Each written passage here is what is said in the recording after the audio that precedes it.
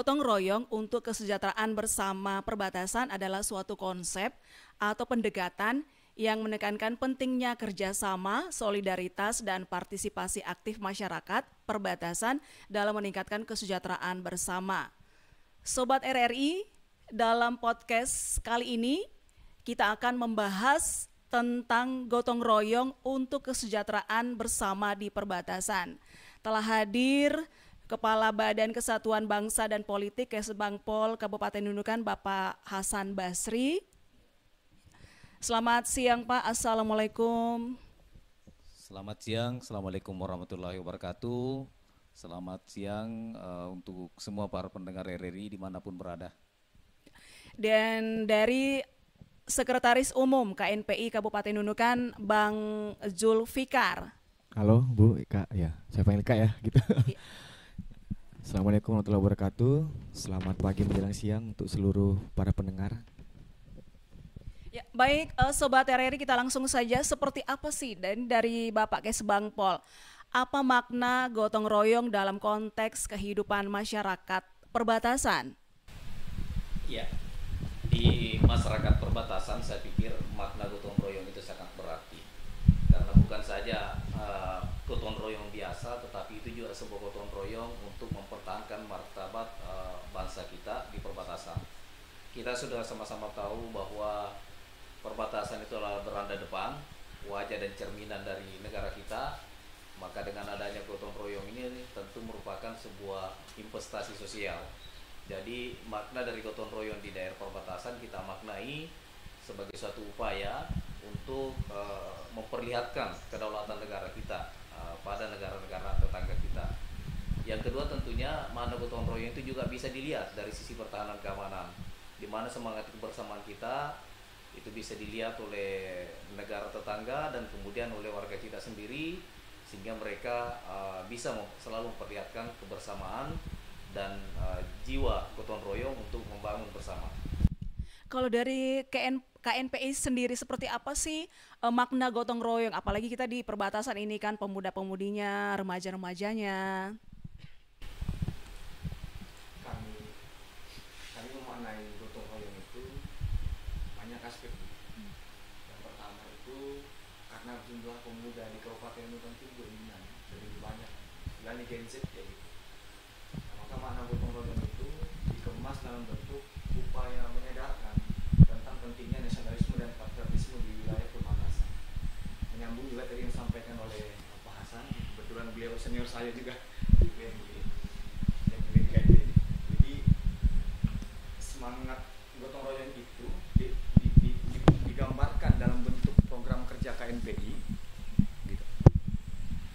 Semangat gotong royong itu kemudian diterjemahkan menjadi sebuah program kerja KNPI untuk dijalankan dalam berbagai segmentasi. Misalkan spirit gotong royong di bidang ekonomi, bahwa rekan-rekan pemuda hari ini harus memiliki kekuatan ekonomi mandiri, beramai-ramai, kemudian melakukan penguatan ekonomi. Misalkan ada teman-teman pemuda yang menjadi UMKM, ya sudah, kita ngopinya di sana misalkan, atau belanjanya di sana begitu. Kemudian bergotong royong juga untuk memberantas dan menghindari peredaran narkoba yang disalahgunakan. Kemudian gotong royong untuk saling bermanfaat bagi sesama. Kemudian pada aspek lingkungan juga gotong royong untuk bersih-bersih lingkungan, dan juga masih banyak lainnya, kira-kira kayak gitu, Bu. Untuk meningkatkan kesejahteraan bersama di daerah perbatasan seperti apa yang dari KNPI? Kalau dari KNPI itu dalam rangka meningkatkan kesejahteraan, banyak anak-anak muda itu yang hari ini di desa-desa ini, karena isu baru ya tentang pembentukan koperasi desa Merah Putih contohnya. Kami dari DPD KNPI Nunukan memberikan perintah kepada KNPI kecamatan-kecamatan untuk ikut aktif berpartisipasi, karena kita tahu bahwa koperasi itu asasnya itu kekeluargaan. Ada kebersamaan di dalamnya dan ada nilai dan spirit gotong royong untuk sama-sama saling membangun dan saling menguatkan. Sehingga kami minta entah dia jadi ketua koperasi desa misalkan, atau menjadi sekretaris koperasi desa misalkan, yang penting peran pemuda aktif dan ada di sana.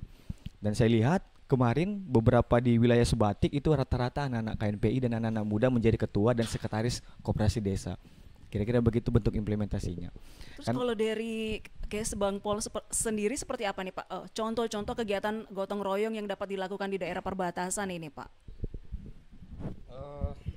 Saya kira banyak. Antara lain yang saya sebutkan tadi itu dalam bidang pertahanan keamanan, bersama-sama membangun pos keamanan, kemudian bersama-sama membangun fasilitas-fasilitas publik. Itu sudah ditunjukkan oleh warga perbatasan. Pembangunan jembatan-jembatan pelabuhan, kalau dalam keadaan rusak, itu sudah ditunjukkan oleh warga perbatasan. Ya, jadi banyak hal yang bisa dilakukan oleh warga perbatasan untuk menunjukkan semangat gotong royong ini tuh. Yang tentu yang perlu menjadi perhatian adalah penguatan kemandirian.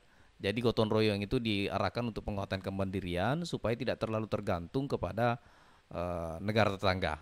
Karena kita sudah sama-sama tahu tingkat ketergantungan kita untuk bahan pokok misalnya itu sangat tinggi. Nah, kita tentu harus antisipasi itu. Jika suatu saat misalnya dari sana pasokan terputus, ya kita tentu harus bergotong royong untuk mengadakan bahan-bahan yang ada itu dengan meningkatkan kemampuan diri kita sendiri di daerah perbatasan.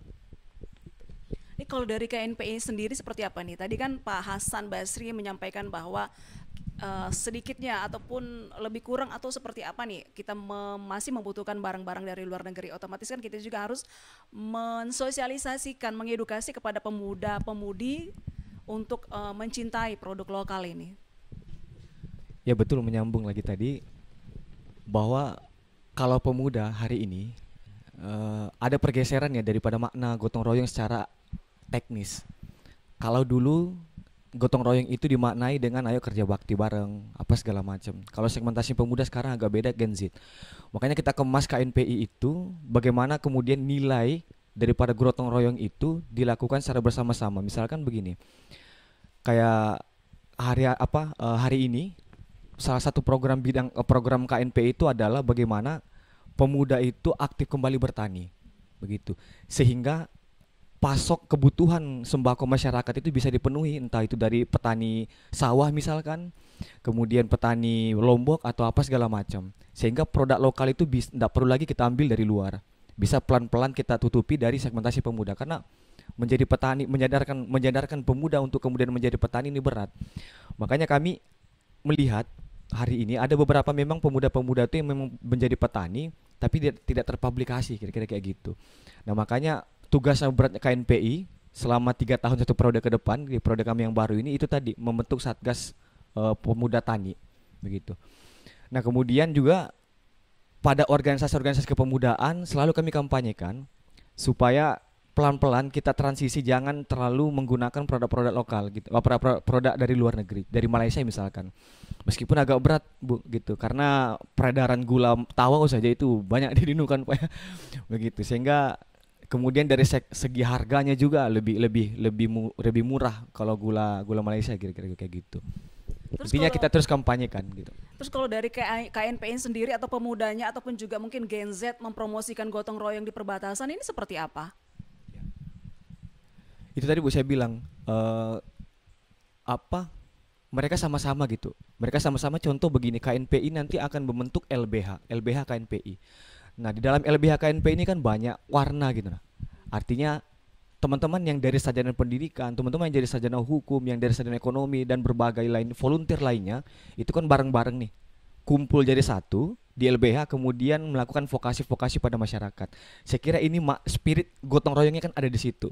Bagaimana kemudian LBH ini memberantas disparitas pada masyarakat. Contoh ada beberapa perusahaan yang hari ini lagi hangat-hangatnya gitu isunya mem-PHK warga segala macam nih. Sehingga KNPI harus membuat sebuah wadah yang membuat para pemuda ini berkumpul bersama-sama, bergotong royong untuk memberantas hal-hal yang kayak gitu. Jadi makna teknis dari pelaksanaan gotong royong tuh agak beda-beda bagi KNPI gitu deh. Sendiri dari Kesbangpol ini Pak, seperti apa nih peran tokoh masyarakat dan pemimpin lokal dalam mempromosikan gotong royong di perbatasan ini Pak? Ya, saya kira mereka sangat besar pengaruhnya itu. Tokoh-tokoh masyarakat, tokoh adat, tokoh agama, itu sangat besar pengaruhnya dalam mempromosikan kegiatan-kegiatan gotong royong itu. Karena mereka merupakan magnet buat warganya, magnet buat kelompoknya. Jadi ketika mereka misalnya memerintahkan anggotanya untuk ikut berpartisipasi bergotong royong, tentu mereka akan datang. Ya, ini sudah kita buktikan. Tokoh masyarakat yang ada di perbatasan, kemudian tokoh-tokoh agama, tokoh adat itu senantiasa menjaga itu. Ya, di bidang tokoh masyarakat misalnya sering mengajak warganya untuk berkumpul melaksanakan gotong royong. Kemudian tokoh-tokoh adat juga seperti itu. Kalau ada kegiatan-kegiatan seni dan sebagainya, itu senantiasa ditunjukkan. Dan khusus untuk promosinya sebenarnya itu gotong royong di perbatasan tentu harus senantiasa kita tampakkan. Kita harus membuktikan bahwa biarpun kita berada di perbatasan, kita tidak terbatas. Nah, promosi-promosi untuk membuktikan bahwa semangat gotong royong di perbatasan itu ada, tentu melalui media yang sekarang ini kan kita sudah berada di era informasi. Tadi dari adik KMPD sudah mengatakan bahwa kita berada di era informasi, tentu kita memanfaatkan media-media sosial. Instagram, YouTube, Facebook, itu kita kampanyekan di situ bahwa di perbatasan kita melakukan seperti ini. Dan kemudian kita tentu juga memakai media cetak, media elektronik, untuk senantiasa menyampaikan bahwa dari perbatasan kami ada, dari perbatasan kita selalu hadir. Beranda NKRI selalu kita pertahankan dan selalu kita ukir sehingga bisa menjadi sebuah keindahan yang bisa dilihat oleh negara tetangga. Kalau dari KNPI sendiri seperti apa ini Bang, tentang gotong royong dalam membantu mengatasi tantangan dan masalah di daerah perbatasan? Ya. Saya kira itu tadi banyak masalah di wilayah perbatasan itu, contohnya kayak narkoba gitu. Sehingga KNPI itu membentuk satu bidang itu yang disebut sebagai misalkan bidang pemberantasan narkotika. Nah, itu nanti dari bidang KNPI itu nanti akan mengundang seluruh volunteer-volunteer yang mau untuk melaksanakan kegiatan-kegiatan konsolidasi tentang pencegahan peredaran narkotika. Nah, ini kan spirit gotong royong ada di dalamnya untuk memberitahukan kepada anak-anak Ginzet, ya teman-teman Ginzet ini kayak yang ada di kelas 3 SMA, yang masih di sekolah itu semua, bahwa tentang bahayanya narkoba. Kemudian juga dalam rangka mengatasi masalah di daerah perbatasan lainnya seperti kekerasan bagi perempuan dan anak, sehingga KNPI itu punya bidang perempuan dan anak. Nah, maka bidang perempuan dan anak ini menggalang para pemuda-pemuda atau volunteer untuk sama-sama berkumpul. Ada spirit gotong royong di dalamnya, memikirkan bagaimana nih melakukan vokasi-vokasi pada perempuan dan anak yang hari ini termarginalkan. Nah, sehingga itulah bentuk spirit KNPI dalam membantu mengatasi masalah-masalah yang terjadi di daerah perbatasan. Nah, mungkin begitu, Bu. Terus kalau Pak Kesbangpol, kita bertanya lagi nih tentang masalah gotong royong ini terhadap hubungan sosial dan solidaritas masyarakat di perbatasan. Seperti apa sih ini, Pak? Ya, dengan adanya gotong royong ini tentu semakin memperkuat ikatan sosial mereka. Karena semakin sering bertemu, tentu akan semakin mempererat dan membuat mereka semakin akrab. Jadi harapannya gotong royong di perbatasan ini bisa dimanfaatkan sebanyak mungkin untuk menumbuhkan rasa ikatan sosial, rasa ikatan kebersamaan sebagai sesama warga yang berada di daerah perbatasan. Karena tentu banyak hal yang harus diatasi bersama. Dan dengan tumbuhnya ikatan sosial ini, hal-hal ilegal yang harus dilakukan bersama, seperti misalnya pemberantasan narkoba, kemudian terorisme, gerakan-gerakan radikal, kemudian illegal fishing, perdagangan manusia. Itu tentu butuh semua ikatan-ikatan sosial untuk menghadapi para penjahat-penjahat ini. Saya bahasakan penjahat karena ini merusak generasi muda kita, merusak negara kita, dan itu sangat banyak di perbatasan. Dan kalau semangat gotong royong ini tidak dijaga, bisa saja mereka ini bebas kemana-mana. Tetapi jika ada semangat gotong royong ini, tentu ruang lingkup mereka untuk melakukan kejahatan-kejahatan ilegal seperti perdagangan narkoba, perdagangan orang, perdagangan illegal fishing maupun aliran radikal itu tidak terbatasi. Jadi mereka tidak bisa melakukan aktivitas itu karena dengan semangat gotong royong itu bisa membuat mereka semakin terkucilkan, pelaku-pelaku yang sering berbuat yang ilegal ini. Terus kalau dari KNPI seperti apa nih gotong royong terhadap hubungan sosial dan solidaritas masyarakat perbatasan ini? Saya kira hampir mirip, bahwa adanya spirit gotong royong yang dilakukan itu ini akan memperkuat hubungan sosial dan solidaritas itu tadi. Kenapa? Karena dengan kuatnya hubungan sosial dan solidaritas tadi di antara kalangan para pemuda, itu akan semakin menutup dan mempersempit ruang-ruang negatif yang terjadi di tengah-tengah masyarakat, terutama di kalangan pemuda. Misalkan kalau semua ikatan sosial ini kuat, kalau ada yang mengedarkan narkoba misalkan, ya bisa langsung saling interaksi begitu, kira-kira. Saling mengingatkan bahwa itu buruk, bahwa itu tidak baik, jangan dilakukan. Kalau masih dilakukan, kita report nih ke BNN atau ke polisi misalkan. Ini kan satu ikatan yang dibangun karena sama-sama ingin memberantas terkait masalah narkoba misalkan. Kalau kemudian menyambung juga tadi masalah terorisme. Nah, kalau dia sampai ada misalkan dinunukkan dan berkembang melalui pemuda, melalui ikatan hubungan yang kuat tadi itu dan spirit gotong royong untuk memberantas terorisme dan radikalisme itu, ya saya kira ini berat bagi ideologi-ideologi bahaya yang mau masuk ke anak-anak muda. Karena kita saling terkoneksi, saling kuat ikatan sosialnya karena saling mereport gitu, nah, bahwa ada gerakan-gerakan baru nih dinunukan misalkan ini, dan ini berpotensi membahayakan ideologinya anak-anak muda yang hari ini dianut Pancasila gitu, sehingga itu penting betul gitu, nah, ikatan sosial itu. Terima kasih. Dan satu lagi nih, melestarikan dan mengembangkan budaya gotong royong di daerah perbatasan seperti apa dari pemuda-pemudi ataupun juga dari Gen Z ini? Ada banyak cara ya, ada beberapa langkah yang akan dilakukan ke depan itu. Ya bagaimana kemudian kami mengaktifkan kembali kegiatan-kegiatan sosial yang bisa mengundang berbagai elemen. Karena silaturahminya di situ bermain gitu. Ada silaturahminya, saling kenalnya, dan kalau sudah kenal saling penguatan ikatan emosional. Nah, kegiatan-kegiatan sosial, kemudian kegiatan-kegiatan yang bersifat lintas organisasi begitu. Kemudian kegiatan-kegiatan yang bisa bersentuhan dengan masyarakat, itu target-target kita. Itu akan dilakukan melalui KNPI kecamatan dan organisasi kepemudaan lainnya.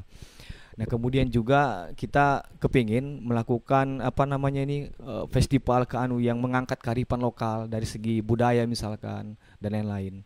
Ya, mungkin itu beberapa hal yang akan kami lakukan. Terima kasih. Kalau dari case Bang Pol sendiri seperti apa nih Pak?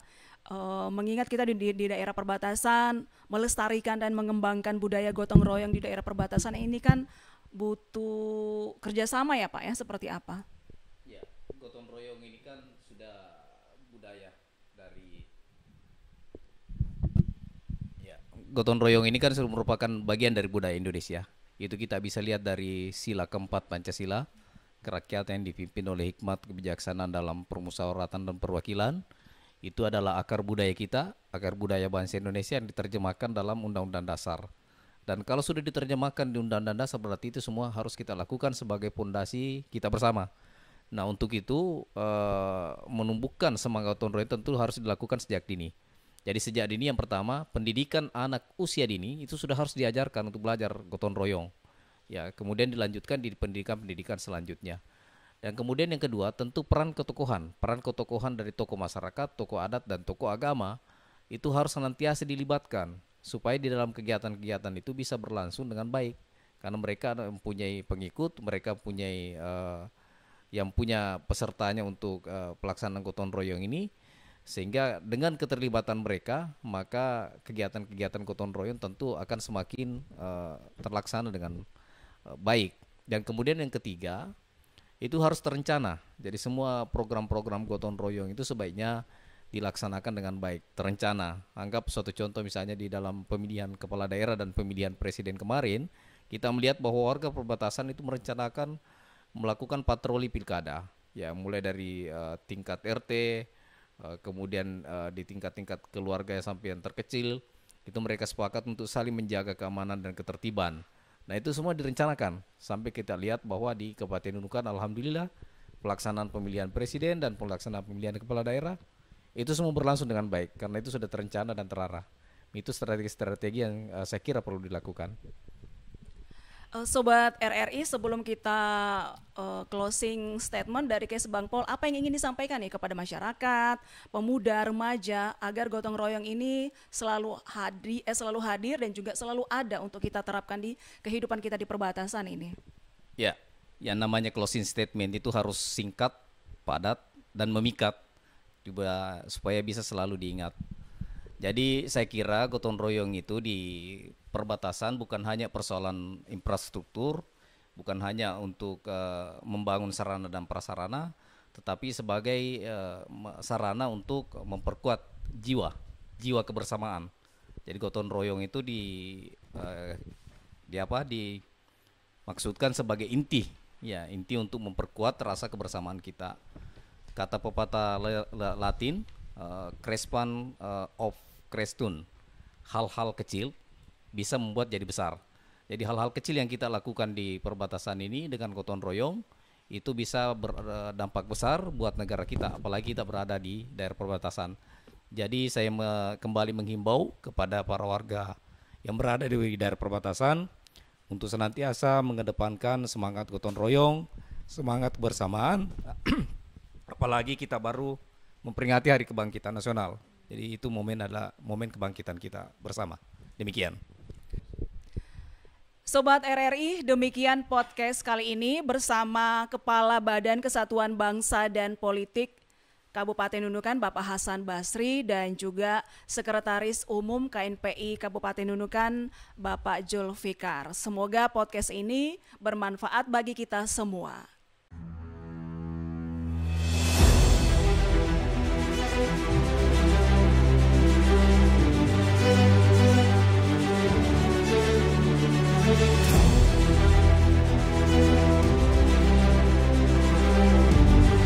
Kami percaya bahwa setiap hasil yang kami ciptakan adalah komitmen dari tanggung jawab kami menjawab aspirasi masyarakat dari berbagai lapisan.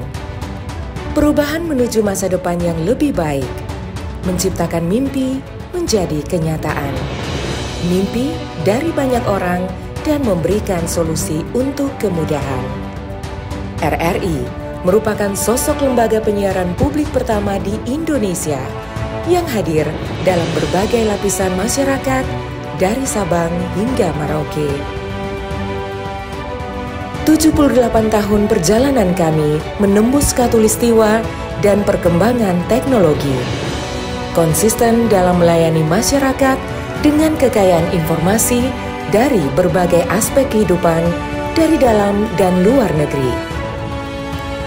Tidak pernah lelah menampung aspirasi masyarakat dari segala pelosok daerah.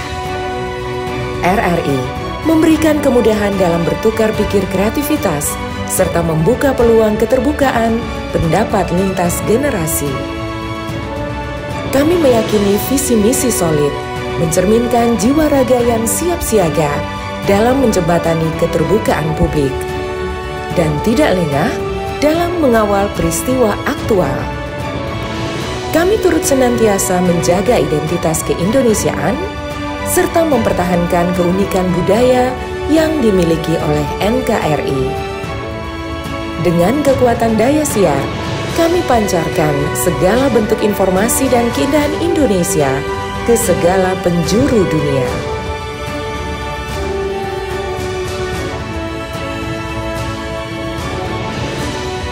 Kami adalah mitra untuk membangun masa depan. Kami terus menatap ke depan untuk berinovasi mengembangkan visi besar demi Indonesia yang lebih baik.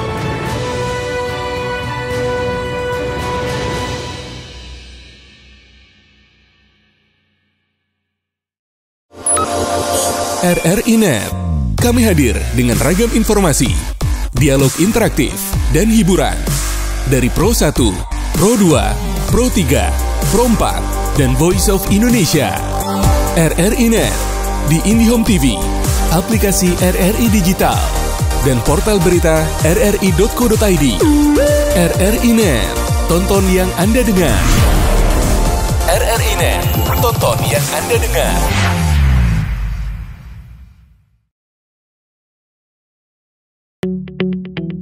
RRI Digital dengan tampilan baru, berbagai konten kolaborasi dari berbagai program nasional, termasuk siaran visual langsung, siaran radio langsung, daftar putar musik, podcast, berita video, dan berbagai fitur interaksi pengguna dalam permainan. Berbagai konten menarik seperti suka, komentar, dan berbagi, serta obrolan langsung dengan penyiar dan pengguna. Pesan langsung dan fasilitas obrolan pribadi antara pengguna aplikasi juga tersedia. RRI Digital tersedia di Google Store dan App Store. RRI Digital.